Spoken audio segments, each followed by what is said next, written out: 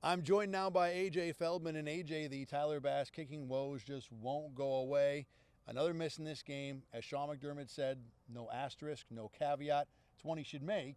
How much of a concern now is Bass going to the regular season? I think there definitely should be some concern. It was a 51-yarder, and like you said, McDermott didn't brush it aside by any means, kind of like what he did in practice earlier this week. He missed 3 kicks on Tuesday and on Wednesday. He was asked about it. He said, he's kicking the ball well. I've got a lot of confidence in him. No such, reassurance today at the press conference. I think with Bass, too, kickers can go through issues with confidence, like hitters, like golfers with their swing. So it's possible he may just figure his way out of this. But there are also a litany of kickers in the history of the NFL that just don't ever come back from it.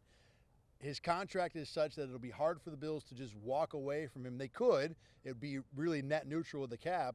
They wouldn't lose or gain any space.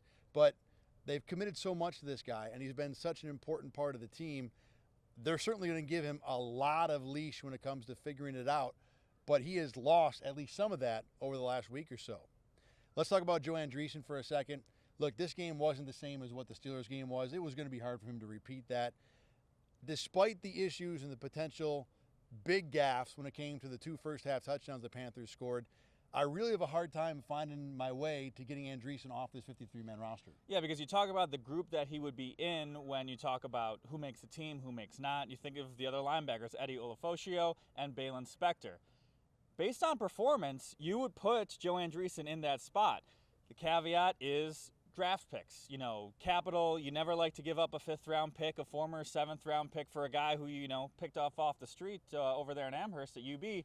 But based on performance alone, you kind of have to slide him in that 53-man roster. Yeah, Balin Spector, to me, because of the injury and because of the fact he hasn't had any great performance, really isn't even a factor here. It's Ulafosio and it's Nick Morrow, the veteran, maybe even Deion Jones, the veteran.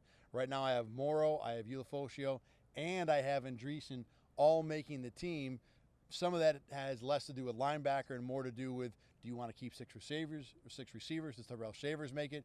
4 tight ends?